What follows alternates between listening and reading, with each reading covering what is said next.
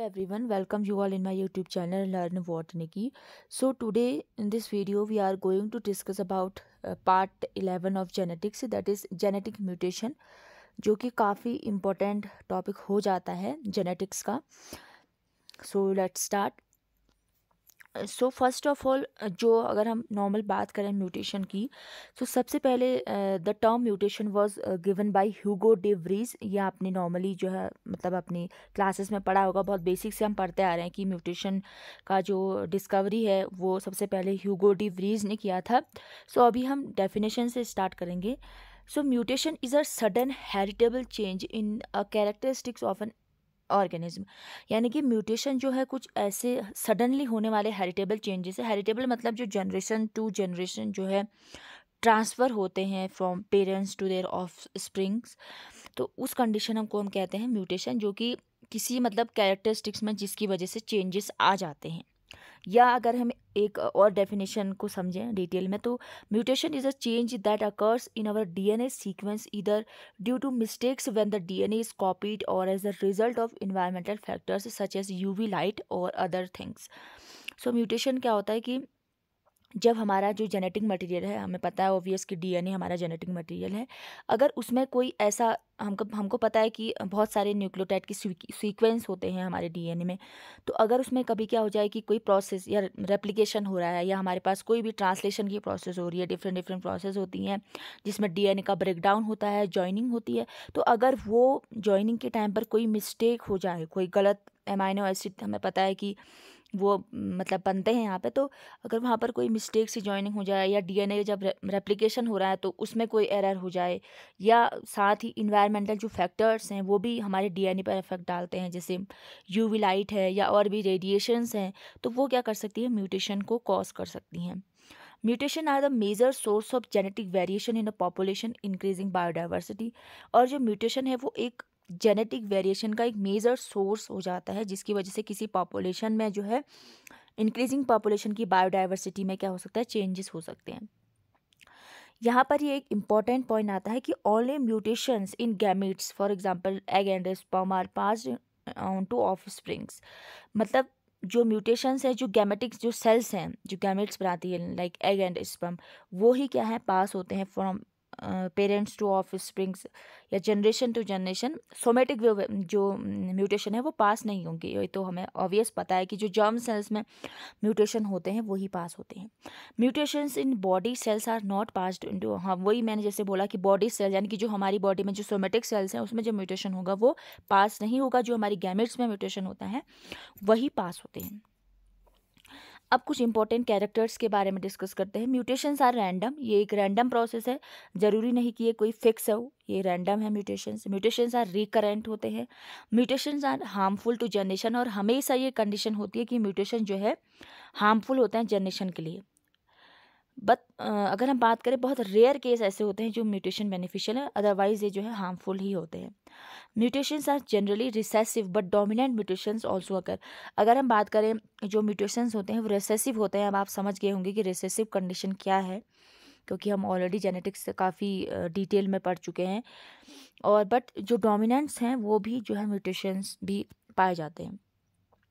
अब यहाँ पर एक इंपॉर्टेंट टर्म आता है म्यूटाजेंस. म्यूटाजेंस का एक डिटेल वीडियो में लेके आऊँगी, क्योंकि इसमें काफ़ी चीज़ें हैं डिस्कस करने को. अभी बस एक ब्रीफ मैं आपको बता रही हूँ.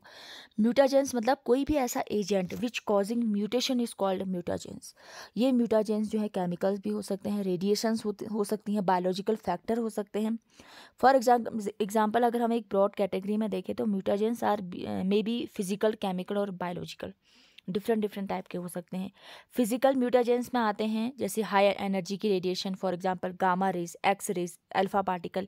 ये सारे फिजिकल हैं जो हमारे डीएनए के स्ट्रक्चर को कह सकते हैं हम कि प्रभावित कर सकते हैं. Chemical agents, it includes nitrous acid, alkylating agent, base analogues. ये बहुत इंपॉर्टेंट्स हैं, इनसे क्वेश्चंस भी आते हैं हमेशा, इनको मैं डिटेल में डिस्कस करूंगी. नाइट्रस एसिड आता है, एल्काइलेटिंग एजेंट जिसमें ईडीटीए आता है, वो हम सब डिस्कस करेंगे. बेस एनालॉग्स होते हैं. नेक्स्ट आता है बायोलॉजिकल. बायोलॉजिकल में आता है जैसे बैक्टीरिया, वायरस, ट्रांसपोजोन्स जिन्हें हम जंपिंग जीन्स भी बोलते हैं, तो वो भी सब आते हैं बायोलॉजिकल एजेंट्स में, जो कि हमारे डीएनए के स्ट्रक्चर को चेंज कर सकते हैं और म्यूटेशन को कॉज कर सकते हैं. अगर हम कैटेगरी की बात करें, सो बेसिकली जो म्यूटेशंस हैं उनको दो कैटेगरी में डिवाइड किया गया है, पॉइंट म्यूटेशन और फ्रेम शिफ्ट म्यूटेशन। सो यहाँ पर हम पॉइंट म्यूटेशन को ही डिस्कस करेंगे, क्योंकि फ्रेम शिफ्ट म्यूटेशन जो है इसमें deletion, duplication, inversion and translocation है। इसकी वीडियो मैंने ऑलरेडी चैनल पे अपलोड की है, प्लेलिस्ट का नाम है क्रोमोसोमल अल्टरेशन, तो आप इस वाले पोर्शन को वहाँ से कवर कर सकते हैं। हम अभी पॉइंट म्यूटेशन को ही डिस्कस करेंगे। सो पॉइंट म्यूटेशन, जैसे इसके नाम से ही हमें पता चल रहा है पॉइंट। जैसे अगर हम इसकी डेफिनेशन देखें, it occurs in a single base of DNA, मतलब हमारे पास एक डीएनए का बेस पेयर है, राइट। अगर किसी एक ही बेस पेयर में म्यूटेशन होता है पॉइंट, यानी कि एक पॉइंट पे, सिंगल पॉइंट पे, तो उसे हम कहेंगे पॉइंट म्यूटेशन। पॉइंट म्यूटेशन जो है 3 टाइप्स के होते हैं, missense mutation, nonsense mutation and silent mutation. So उसको हम एक करके डिस्कस करते हैं। सो फर्स्ट आता है मिससेंस म्यूटेशन। जैसे नाम से पता चल रहा है, मिस मतलब कोई भी यहाँ पर जीन का पेयर मिस हो गया, सेंस उसका कोई सेंस नहीं है, यानी कि जो एक हमारे पास अमाइनो एसिड का सीक्वेंस था, जो डीएनए में हमें पता है कि अमाइनो एसिड्स होते हैं डिफरेंट, सो उसका जो सेंस है वो मिस हो चुका है। डेफिनेशन देख लेते हैं। A missense mutation means we got an amino acid product but not the correct one, यानी कि हमें इस म्यूटेशन में हमें क्या होता है कि हमें एक अमाइनो एसिड का प्रोडक्ट तो मिलेगा बट वो करेक्ट नहीं होगा। जैसे हमारे पास, हम एग्जाम्पल के लिए समझ सकते हैं, यहाँ पर CAT यानी कि जो कैट अगर हम बोले, ये हिस्टिडीन जो अमाइनो एसिड है उसको कोड करता है।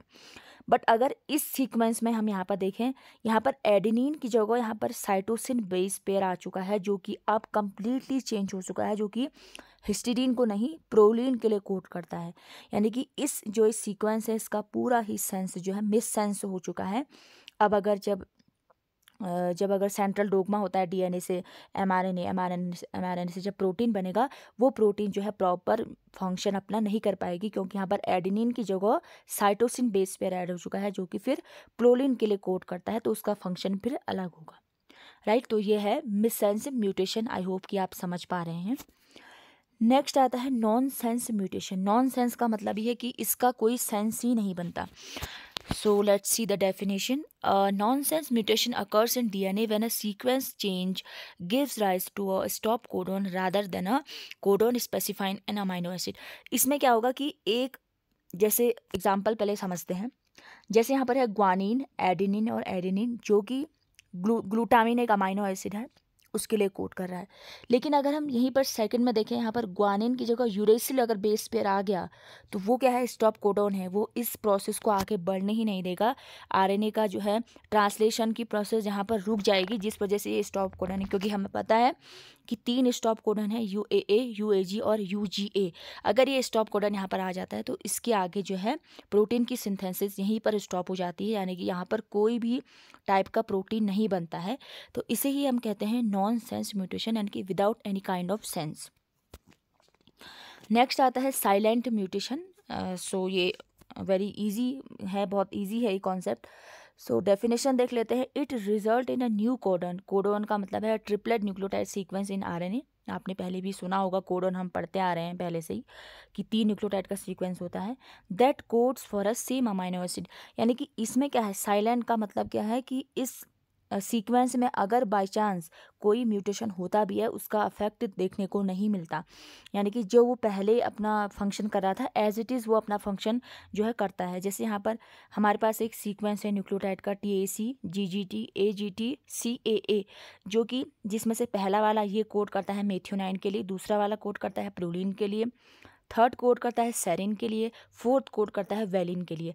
बट अगर नेक्स्ट वाले में आप देखेंगे कि यहाँ पर एडेनिन की जगह थाइमिन बेस पेयर है, वो भी सेम वेलिन के लिए ही कोड करेगा। यानी कि इसमें क्या होगा, अगर बाय चांस ये म्यूटेशन होता है तो उसका इफेक्ट जो है किसी भी ऑफस्प्रिंग में देखने को नहीं मिलता, क्योंकि वो सेम ही अमाइनो एसिड के लिए कोड करता है in case of silent mutation. So ये था अबाउट दी पॉइंट म्यूटेशन, जो भी ये बेसिक है। और फ्रेम शिफ्ट म्यूटेशन को हम थोड़ा डिस्कस कर लेते हैं, क्योंकि इसका डिटेल तो मैंने डिस्कस किया है, आप जाके देख सकते हैं। सो फ्रेम शिफ्ट म्यूटेशन क्या है? When a base is added और removed the entire codon sequence following the mutation changes. यानी कि फ्रेम शिफ्ट म्यूटेशन में क्या होगा कि या तो कंप्लीट बेस पेयर का ऐड, या तो ऐड होगा वो, या तो वो रिमूव होता है। तो उस ऐड और रिमूव के बेसिस पर ही हम म्यूटेशन को 4 कैटेगरी में कैटेगराइज करते हैं। First one is deletion. Deletion में मैंने आपको बताया है कि जब डिलीट हो जाता है कोई क्रोमोसोम, उसकी वजह से भी बहुत सारे सिंड्रोम देखने को मिलते हैं, ह्यूमंस में भी। इसका एक एग्जांपल मैंने बताया था आपको पहले भी, आई होप कि आपने शॉर्ट्स में देखा हो, क्राइडू-चैट सिंड्रोम। नेक्स्ट है डुप्लीकेशन, जो कि जिसमें क्रोमोसोम की डबलिंग हो जाएगी। इन्वर्जन में उसका जो है मतलब अगर हम बात करें वो कंप्लीट ही इन्वर्ट हो जाएगा, पूरा सीक्वेंस ही उल्टा हो जाएगा। ट्रांसलोकेशन में क्या होगा? पोजीशन चेंज हो जाती है। तो आप इसको जाके देख सकते हैं क्रोमोसोमल अल्टरेशन वाली जो मैंने प्लेलिस्ट बनाई है। So it was all about the mutation. Next video में हम जब म्यूटाजेंस को डिटेल में पढ़ेंगे, क्योंकि ये काफ़ी इंपॉर्टेंट टॉपिक है। So if you like this video, do like, share and subscribe my channel. Thank you for watching.